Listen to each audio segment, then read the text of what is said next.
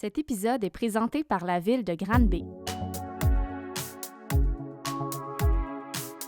Je m'appelle Vanessa Bordua, je suis une auteure, compositrice, interprète et propriétaire de Production Flèche, une boîte créative pour artistes indépendants. J'invite des artistes, gens du public, entrepreneurs à partager des pratiques inspirantes, des initiatives pour embellir notre quotidien. Inspire est un balado où l'on discute de ce qui nous anime, de ce qui nous passionne. Bienvenue au balado Inspire.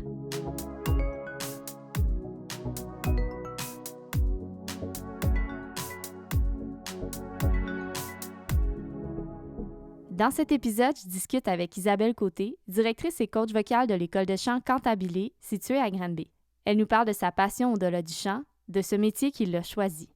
Je m'entretiens aussi avec Catherine Beauregard, une artiste en art visuel que j'ai rencontrée il y a quelques années. C'est une pratique artistique qui m'impressionne vraiment, autant par l'exécution, le talent, que par l'émotion qui peut se dégager d'une œuvre. Quand j'ai rencontré Catherine, j'ai d'abord eu un gros coup de cœur pour sa personnalité, puis j'ai ensuite découvert son travail artistique. Inspire souligne notre première collaboration. Elle nous raconte son parcours atypique comme artiste et nous partage sa vision de la création. Bonjour, je m'appelle Catherine Beauregard et je suis l'artiste derrière l'image de cette balado Inspire. Ça nous ramène un peu à la base, là, qu'est-ce qu'on vit présentement, premièrement. Fait qu'on dirait que ce qui m'inspire, c'est ça. C'est des gestes de base, des émotions de base, des visions un peu de base aussi, là. Je veux dire, quand je vais marcher là, dehors, là, des fois, il y a comme... Je vois quelque chose de beau, puis ça peut être juste un arbre qui est en train de pousser au printemps, puis je suis comme « Oh, c'est tellement beau! » Puis je me dis, c'est juste la simplicité dans le moment.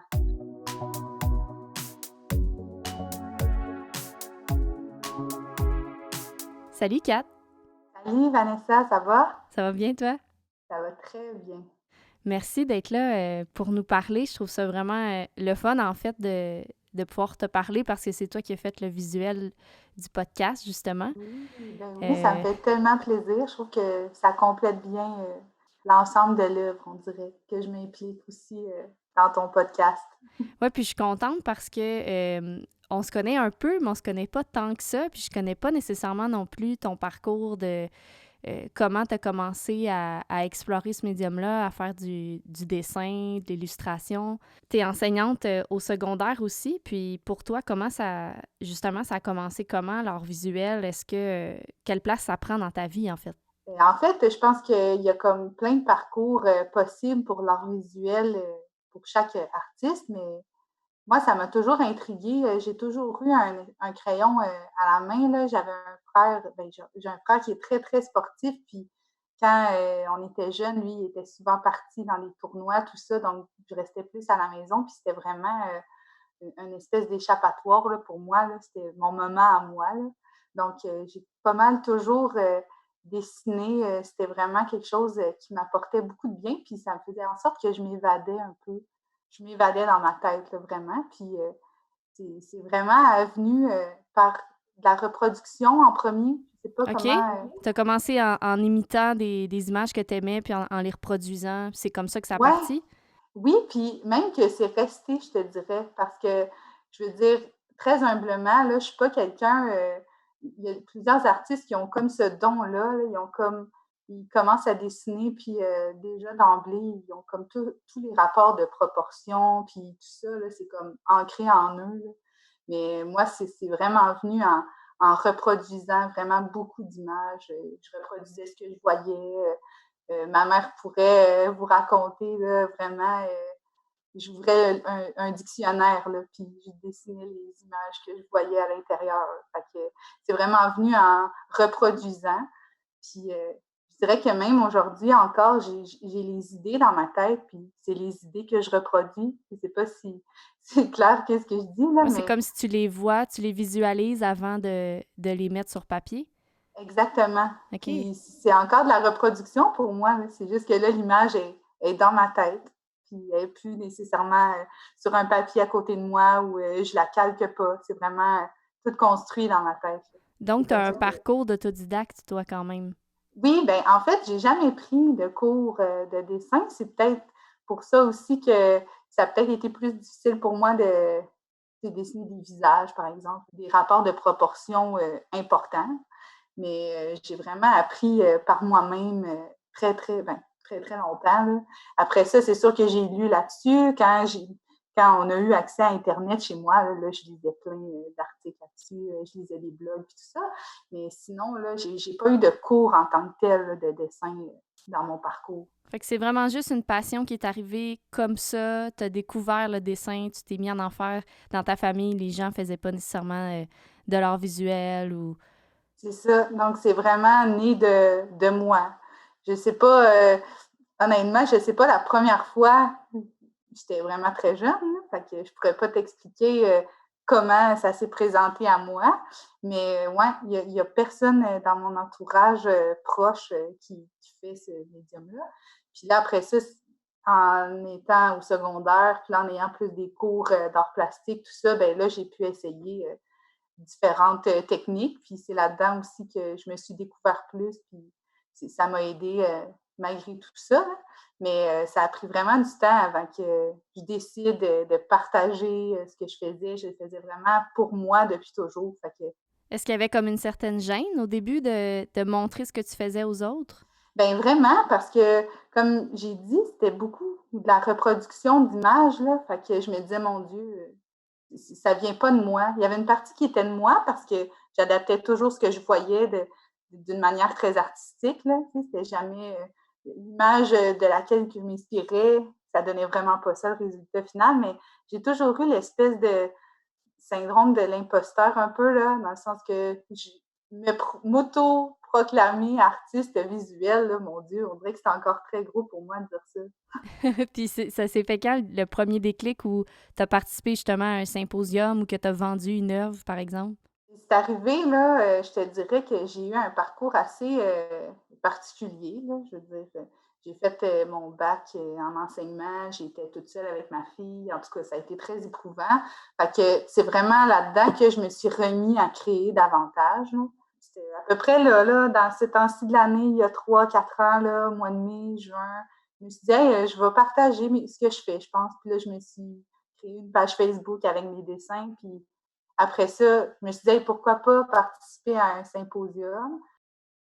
Intimidant pour moi, je sais pas comment ça fonctionne, faut bien un portfolio. J'avais pas ça nécessairement. J'étais pas très ordonnée là, avec, toutes mes œuvres là, classées dans un portfolio à présenter. Puis là, justement, c'est la ville de Granby qui m'a approchée, la première fois que j'ai fait le symposium pour être dans la zone relève, là, en fait. Là. Donc, c'était pour faire vivre à des artistes leur premier symposium. Puis, j'ai vraiment eu la piqûre après. Là, j'ai vraiment aimé ça.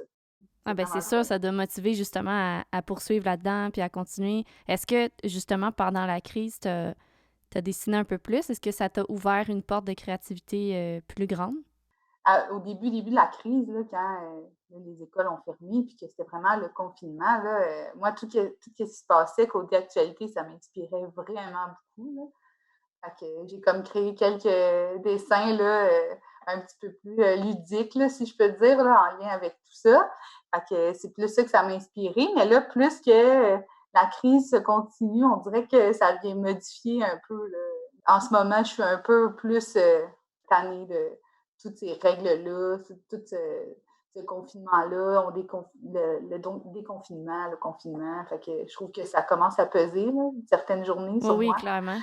Fait que là, c'est comme plus ça qui m'inspire dans le moment. Fait que je pense que pour tout le monde, le, ce qu'on vit présentement, c'est par phase. Là. On va avoir des phases où on va être comme hyper bien là-dedans, puis il va y avoir des phases où est-ce qu'on va être moins, peut-être plus tanné, peut-être plus, on va se sentir contraint. C'est sûr que ça paraît dans les œuvres, là. Tu sais, Ouais, même chose pour moi, là, l'écriture, les chansons que j'écris, ça teinte aussi ce qui se passe, autant dans le beau, comme tu dis, que dans les moments où, ouais, là, c'est tough, j'aimerais ça prendre ma mère dans mes bras, tu sais. Puis ben on c'est peut pas ça. vraiment, fait que c'est vraiment particulier de vivre Oui, ça. puis en même temps, je trouve tellement que ça nous amène à un autre regard là, sur la vie qu'on avait avant. Puis l'espèce de rapidité, puis l'espèce d'urgence qu'on avait toujours avant, là, on l'a beaucoup moins. Fait que ça aussi, c'est toutes des réflexions, en fait, là, qui me viennent, là, c'est ça qui est comme mon moteur là, pour créer, puis pour faire des œuvres. Ouais, parce que tu utilises souvent ça, toi, pour justement comme moteur de création, je pense. Des choses que Vraiment. tu veux pas nécessairement revendiquer, mais plutôt que tu as besoin de t'exprimer à travers cet art-là. Oui, oui, puis c'est parce que c'est tout le temps. En tout cas, j'ai lu beaucoup dans ma vie parce que mon parcours scolaire et tout, mais de savoir que tu es pas la seule personne à penser quelque chose, là, que tu te sens tout seul, là, on dirait que tu vis une émotion puis tu es comme: «Ben, voyons donc, pourquoi ça m'arrive à moi ou pourquoi je vis ça?» Puis là, tu te rends compte qu'il y a quelqu'un d'autre, un moment donné, puis il a écrit là-dessus ou il a fait une œuvre là-dessus, puis là, tu te rends compte que tu n'es pas tout seul. Je trouve tellement que c'est un sentiment réconfortant, là. Ouais, ouais, fait que c'est comme si toi aussi, ça t'amène ça, le fait de créer, ça te fait du bien de savoir qu'il y a des gens qui vont aussi se reconnaître à travers le dessin que tu as fait Ouais, ou ce que tu as ouais. voulu justement exprimer. Oui, parce que moi, ça vient tellement légitimer tout ce que je peux vivre, là, que je me dis: «Si je peux apporter ça à quelqu'un, là», c'est tellement un sentiment, je trouve, qui est malade, là, dans le sens que des fois, tu te sens seul au monde dans ce que tu vis, mais finalement, tu lis une affaire ou tu vois une œuvre, puis tu te dis: «Aïe, aïe, je suis pas toute seule à avoir vécu ça». Fait que je trouve ça rassurant. Ça sert à ça aussi, l'art, ça sert à s'exprimer, mais c'est aussi de partager avec les gens. Puis C'est ça. comment tu crées, toi? Est-ce que c'est vraiment quand tu as de l'inspiration, là, tu t'assois puis tu dessines ou tu te donnes des moments, exemple que là, tu as un moment de tranquillité dans ta journée, tu dis, OK, je m'assois et je dessine sans que tu sois nécessairement inspiré à la base? Ben, je vais avoir souvent des idées que je vais prendre en note, par exemple, dans la journée, parce que, bon, des fois, je suis à l'école ou j'ai pas mon matériel ou peu importe, là, à la maison, c'est pas le moment. Mais je vais prendre en note les idées. Des fois, c'est en écoutant une chanson, des fois, c'est en écoutant quelqu'un parler à la radio. Ça peut être quelque chose que je vois quand je prends une marche dehors. Puis, je les prends en note. Puis après ça, ben, quand j'ai comme mon moment de calme, là, c'est souvent le soir. C'est aussi le soir que des fois, je fais comme je prends du recul sur ma journée, puis des fois, je suis hyper contente, puis des fois, je suis plus down, mettons. Fait que c'est comme à ce moment-là que je me permets vraiment de créer parce que ça me fait tellement vivre là, de créer. Là. Je sais pas comment expliquer, là, mais le sentiment que j'ai, là, on dirait que je suis comme en transe un peu, là, dans le sens que dérangez-moi pas, je parle plus à personne, il n'y a plus rien qui existe à part moi puis ma feuille, mettons. Ouais, ben Fait c'est ça, que c'est un moment de ressourcement pour toi seulement exact, quand tu le c'est fais. ça. Ouais, fait que je m'installe vraiment quand tous les, euh, tous les composantes sont là, je dirais, là, pour un bon environnement, là, un environnement propice à ça, parce que sinon, j'ai pas l'impression que j'en profite totalement. Ah, puis moi, je trouve ça tellement fascinant, en fait, le dessin, parce que, de un, j'ai aucun talent là-dedans. Puis tout ce que tu parlais tantôt par rapport aux perspectives, proportions, puis tout ça, ça me fascine de voir ça. Puis l'aquarelle aussi, c'est un médium que j'aime beaucoup. J'ai toujours trouvé ça super paisible, vibrant, doux. Ouais, On dirait que ça vient tellement. vraiment me chercher. Puis c'est ça aussi qui m'a attirée vers ce que tu faisais, le fait que tu Ouais, utilises aussi cette technique-là, puis tu l'utilises vraiment bien. Qu'est-ce qui fait que tu as été vers l'aquarelle versus la peinture, par exemple? ben, c'est tellement, je te dirais, un hasard, là, dans le sens que j'étais un moment donné, c'est vraiment boboche là, comme situation, mais un moment donné, j'étais au Winners, puis j'ai vu qu'il y avait un kit d'aquarelle. Tu sais, j'étais pas, je m'enlignais vraiment pas vers ça, là, puis je me suis dit, hey, je vais l'essayer. Puis là, hey, quand j'ai commencé à faire ça, j'ai comme eu une révélation moi-même. Ah Je me ouais. disais, aïe, ouais, vraiment. Je me disais, hey, les choses que je pourrais faire avec ça. Et tous les effets que je peux faire, toutes les teintes que je peux aller chercher. Puis le résultat final, après, tu sais, toute la douceur, toute l'espèce de. Parce que j'adore les couleurs pastel aussi là, dans la vie. Là, c'est comme. J'adore ça, là, les espèces de couleurs qui sont là, mais plus pâles, là, pas nécessairement trop vibrantes, mais qui sont là. Là. Mais l'aquarelle, c'est ça que ça vient. C'est ça que ça vient ressortir, je trouve. Si je n'étais pas tombée là-dessus, peut-être que je ne me serais jamais dirigée vers là. Ben, en tout cas, c'est vraiment inspirant parce qu'à voir le talent que tu as développé aussi, puis le résultat que ça donne, moi, je te dis merci pour l'illustration, pour le balado, parce que je suis vraiment super contente qu'on ait collaboré ensemble là-dessus, puis de pouvoir justement exprimer autre chose d'une autre façon par quelqu'un d'autre. Je trouve ça super. Ben oui, moi, je suis hyper contente d'avoir participé à ça, là, parce que moi, si je peux partager puis que les gens puissent aimer ce que je fais, moi, ça me fait hyper plaisir. Fait que c'est quand tu veux. C'est parfait, c'est noté. Et merci d'avoir partagé avec nous ton parcours, c'est super inspirant. Ça me fait vraiment plaisir. Puis, comme je dis, si je peux dire quelque chose que les gens pourraient retenir, ce serait qu'il n'y a pas de parcours classique pour essayer quelque chose. Je trouve que c'est important quand même parce que je me sens encore très intimidée par différents artistes. Puis je me dis, oh mon Dieu, elle est donc bien bonne, puis lui est donc bien bon. Oh mon Dieu, comment elle fait pour faire ça? Mais faut commencer, puis au final, c'est ce qu'on ressent quand on le fait, l'important. Ouais, c'est le geste créatif, puis d'explorer aussi. C'est ça que je retiens aussi. C'est le fait Ouais, de juste vraiment. se lancer, puis faire OK, j'essaie, puis ça va me faire du bien de le faire. Vraiment. Puis j'en ai essayé là, des choses là, dans ma vie. Là. J'ai essayé de tatouer des gens. J'ai essayé de. Je veux dire, je suis allée dans plein de zones, puis une année, tu trouves ta voie à toi, puis il n'y a comme rien qui peut accoter ça. Là. Ben, je te remercie, Catherine. Merci à toi, Vanessa.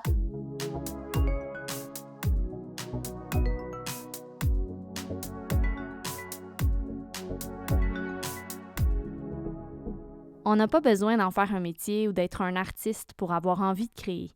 Tout le monde peut le faire. Peu importe le talent, qu'on veuille partager nos créations ou le faire que pour nous. Une des choses qui me frappe personnellement depuis le début du confinement, c'est que la création prend une place beaucoup plus grande dans ma vie que j'aurais pensé. Souvent, je me sens tiraillée entre mon côté artiste, mon côté entrepreneur. Mais dans le fond, la création, c'est ce que je fais dans les deux secteurs. Que ce soit en écrivant une chanson, en créant une entreprise, en trouvant des solutions, en créant ce balado, mais c'est vraiment la création qui m'allume. C'est le fait de partir de zéro, de trouver des manières d'exprimer ce que j'ai envie de dire et d'arriver à un résultat. J'ai même commencé à écrire un livre pendant le confinement. Tout ça pour dire qu'à travers la création, je trouve qu'il y a un grand sentiment de liberté, de satisfaction et de fierté personnelle. Moi, ça a d'abord commencé par le chant quand j'étais tout petite. Mais encore aujourd'hui, chanter, c'est d'abord et avant tout parce que ça me fait du bien, intérieurement. Pendant 15 ans, j'ai étudié le chant auprès de personnes passionnées, comme ma prochaine invitée, Isabelle Côté. Bonjour, je m'appelle Isabelle Côté, je suis directrice fondatrice de l'École de chant Cantabile. Ce qui m'inspire en ce moment, je suis dans l'action beaucoup. Ce qui m'inspire, c'est de réinventer mon métier, qui est d'être coach vocal, de le réinventer, mais en utilisant beaucoup plus la technologie, chose qui n'était pas facile pour moi. Avant le COVID, j'envoyais des emails, c'était à peu près tout. Maintenant, je suis capable d'envoyer beaucoup de choses, puis de travailler avec GarageBand, puis de fonctionner beaucoup plus avec ça. Ce qui m'inspire beaucoup aussi, c'est de discuter avec les jeunes musiciens de la relève, comment eux autres fonctionnent, comment ils vivent ça. C'est ce qui m'allume. Puis en même temps aussi, c'est j'ai discuté avec des gens que j'avais jamais parlé, des musiciens que je connais depuis des années, mais que j'avais jamais vraiment discuté avec eux de montage vidéo, de ci, de ça, parce que je les ai vus faire des trucs vraiment géniaux. C'est ce qui m'allume beaucoup. Mais je pense que cet épisode-là sera positif pour les artistes et sera positif pour les créateurs surtout, parce que tout est à réinventer.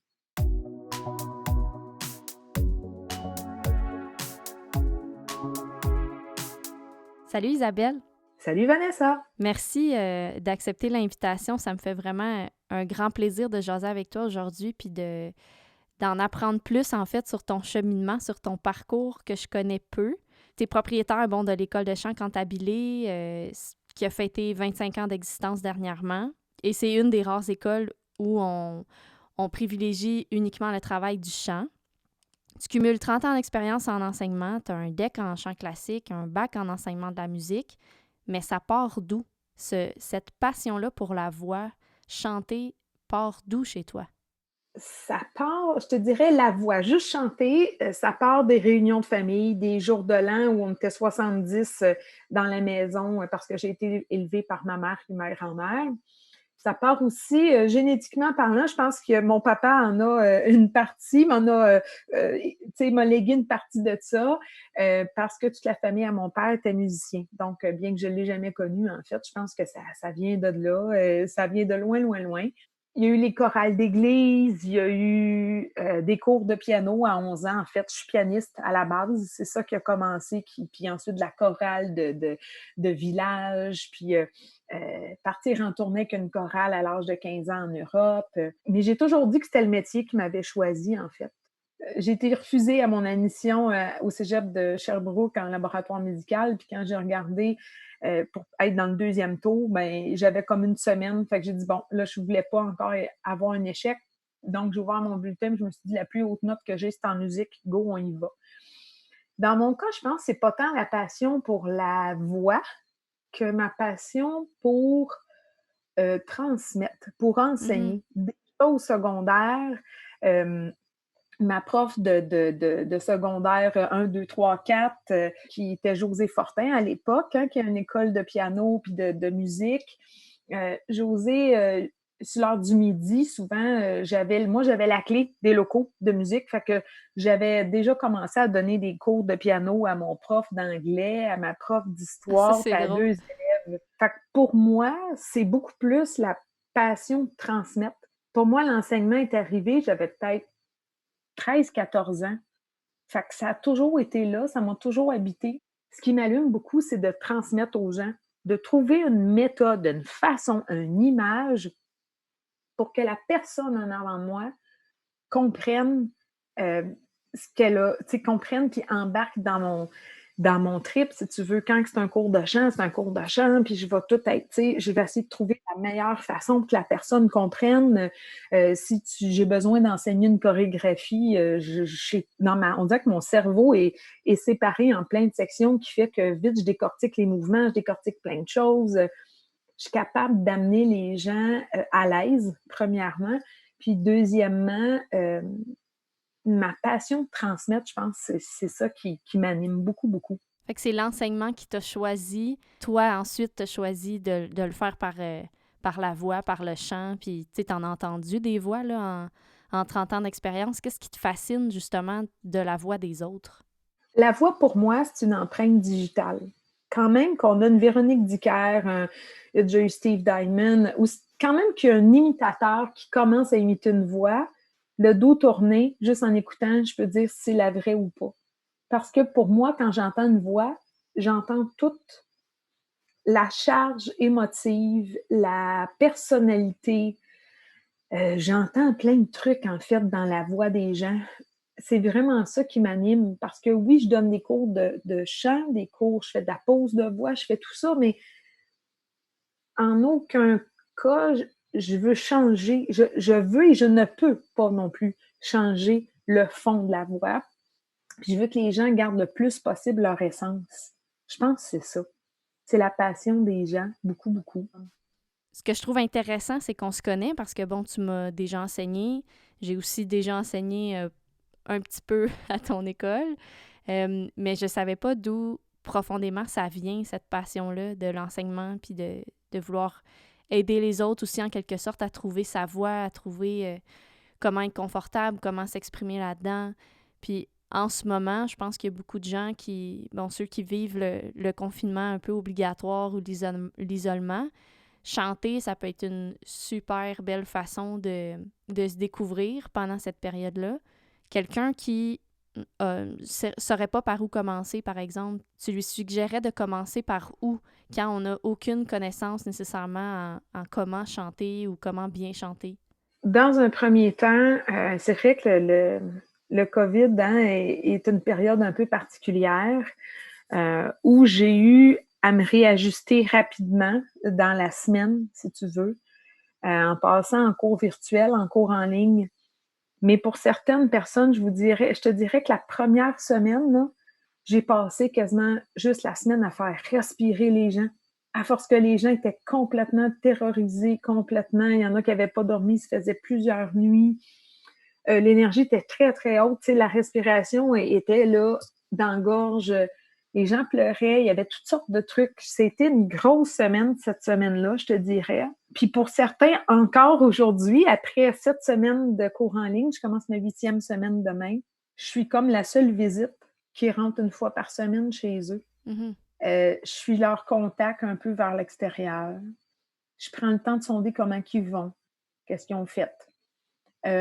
Pour certains adolescents, je leur ai carrément donné des objectifs, des trucs que je voulais qu'on atteigne ensemble pour pas qu'ils perdent de temps, pour pas qu'ils virent en rond.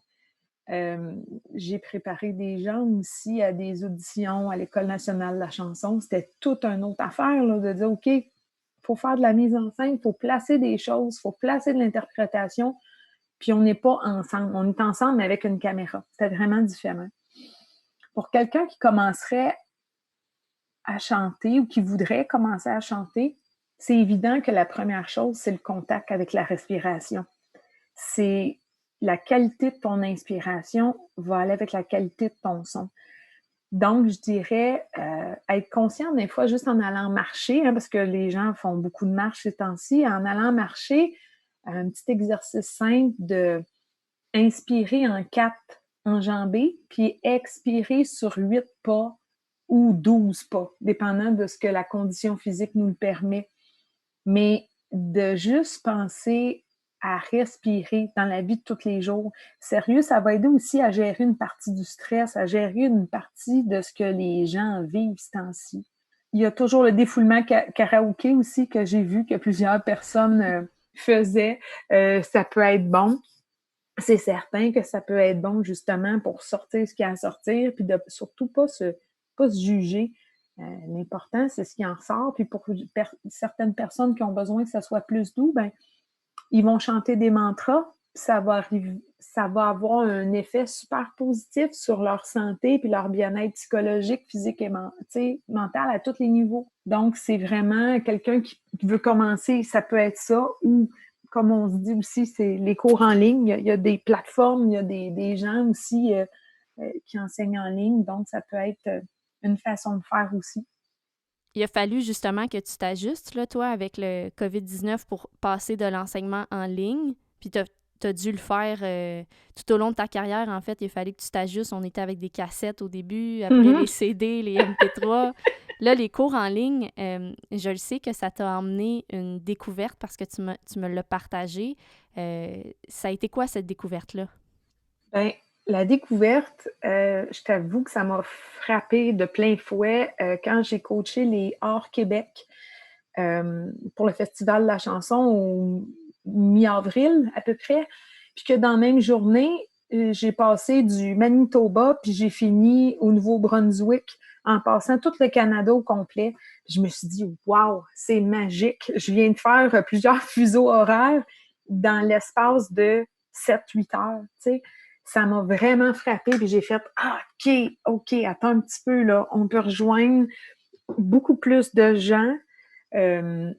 C'est vraiment chouette, vraiment chouette de pouvoir aller se connecter sur ces gens-là. Puis en même temps, avec certains d'entre eux, quand je les vois en vrai, j'ai 15 minutes. Là, j'ai 1 heure d'allouer où je peux prendre le temps de jaser, d'entrer dans leur intimité. Ça, au début, j'avoue que j'ai trouvé ça vraiment difficile de rentrer dans le salon des gens, de rentrer dans...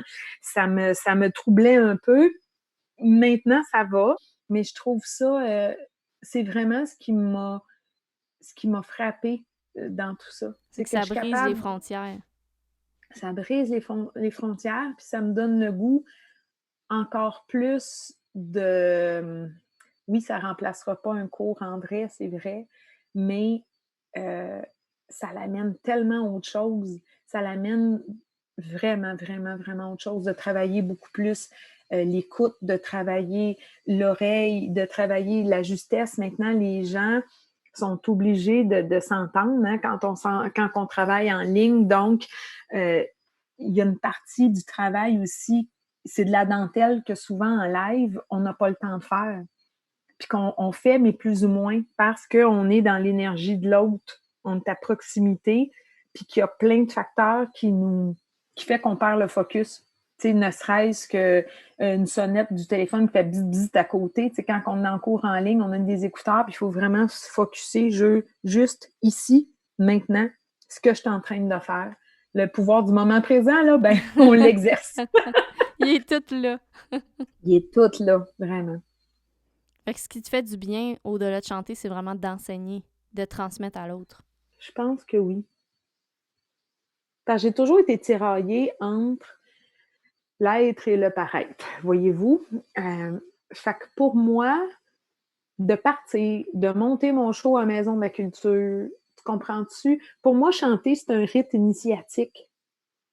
Fait que si moi, Isabelle Côté monte son spectacle à elle, puis qu'elle produit, puis qu'elle fait un soir à la Maison de la Culture, c'est parce que dans ma vie, je vais vouloir couper quelque chose pour m'en aller ailleurs. C'est un rite initiatique. C'est de faire, exemple, comme quelqu'un écrit un livre, mais pour moi, c'est comme de m'installer avec des gens que j'aime, de chanter, puis quand le spectacle est fini, c'est derrière moi, puis on s'en va ailleurs. Je l'ai fait pour mes 50 ans, ça. J'avais choisi quelques chansons, huit chansons, en fait, 8 petits bouts de chansons que j'aimais, puis qui marquaient des temps particuliers ou des auteurs que j'aimais beaucoup. Puis je l'ai faite devant la visite qui était chez nous dans le salon, tu sais, chez ma mère. J'ai fait ça chez ma mère. Puis ça marquait vraiment... Ça réglait dans ma tête la petite fille de 16 ans qui chantait devant le miroir, là, chez ma mère, là, parce que tout est pareil, là. Fait que mon piano, quand je pratiquais, il était encore là. Il n'y a rien qui a changé, tu sais. Puis j'étais là, puis je me disais, hey, savez-vous quoi? Quand j'étais ado, là, je faisais ça tous les soirs, chanter devant mon miroir, puis imaginer sur les plus grandes scènes du monde entier. Mais dans le fond, ce que je m'imaginais surtout, c'est que les gens que j'aimais étaient là, à côté de moi. Fait que je me suis payé ce trip-là à ma fête, tu sais. Puis ça a été bien intéressant. Fait que dans le fond, c'est comme si quand tu étais petite, peut-être l'idée que tu te faisais de ce métier-là, c'était pas une idée d'enseignement, c'était vraiment plus de vivre la chanson comme étant une interprète au devant de la scène. Ouais, puis quand j'étais au cégep, je voulais juste être choriste. Puis j'ai toujours manifesté que je voulais être reconnue par les gens de mon milieu, mais je voulais pas être reconnue par les gens. Comprends-tu? Je voulais être capable d'aller faire mon épicerie, d'aller faire mes affaires, puis de pas avoir de spot sur moi. C'est pas le vedettariat qui t'a emmené à explorer la musique, là. Pas du tout. C'est une question de frisson. Sérieux. Ah ouais, c'est beau ça. Le vedettariat aussi, justement, il y a souvent beaucoup de personnes qui vont associer ça à la réussite, tandis que moi, je trouve qu'il y a une différence entre succès et réussite, puis ça veut pas dire que parce que t'es pas au devant, que t'es pas dans la télé, que t'es pas dans les 7 jours, ou tu sais, que t'as pas réussi. Je pense que c'est très personnel, justement. Puis entre le succès et la réussite, moi, je privilégie la réussite, de moi réussir ce que j'ai envie d'entreprendre, puis ce que j'ai envie de partager. Puis ce que j'entends de ton parcours, c'est ça aussi, c'est la réussite avant tout, personnel. Oui. Oui, parce que j'ai toujours dit, l'école de chant a été mon plus gros centre de croissance personnelle. Pour les gens qui sont passés, mais pour moi aussi. Parce qu'encore aujourd'hui, en enseignant à plein de monde, j'apprends tellement encore d'affaires sur moi. Puis ça, je pense que ça me challenge encore, ça m'oblige à aller. Il y a des types de voix que j'ai pas encore travaillé, puis des fois, ça m'oblige encore à chercher. Puis je pense que jusqu'à mon dernier souffle, je ne considérerais pas que je suis arrivée. Parce que quand tu penses que tu es arrivé à quelque part, c'est la même affaire dans le domaine de la chanson, hein? Dans le domaine artistique. Une chanteuse qui pense qu'elle est arrivée à quelque part puis qu'elle surfe son succès puis qu'il n'y en a plus de problème, ben bonne chance, là, tu sais, elle va planter, c'est clair. Puis je pense que l'humain, quand tu passes par l'humain, je pense que tu as plus de chances de rester que d'être dans de l'ego ou dans pas la bonne affaire. Mais je te remercie, Isa, pour ton temps et ce beau partage-là. J'espère que ça va emmener des gens à vouloir s'intéresser au pouvoir de leur propre voix puis à se mettre à chanter. Et je le souhaite bien parce que justement, ça va... je pense que les gens ont beaucoup de besoin ce temps-ci de s'exprimer puis de sortir ce qu'ils ont dedans d'eux. Mais merci. Merci à toi.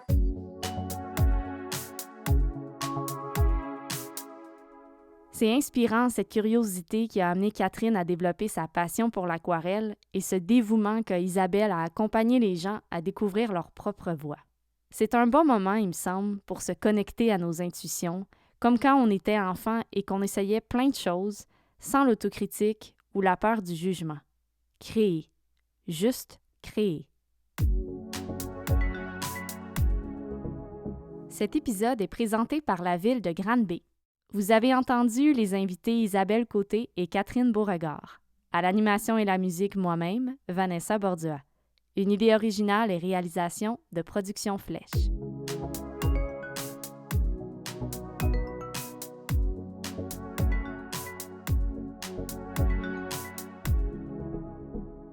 C'était le balado Inspire. Si tu as apprécié l'écoute, je t'invite à le partager à d'autres qui pourront s'en inspirer. Tu peux également me suivre sur les réseaux sociaux. À bientôt!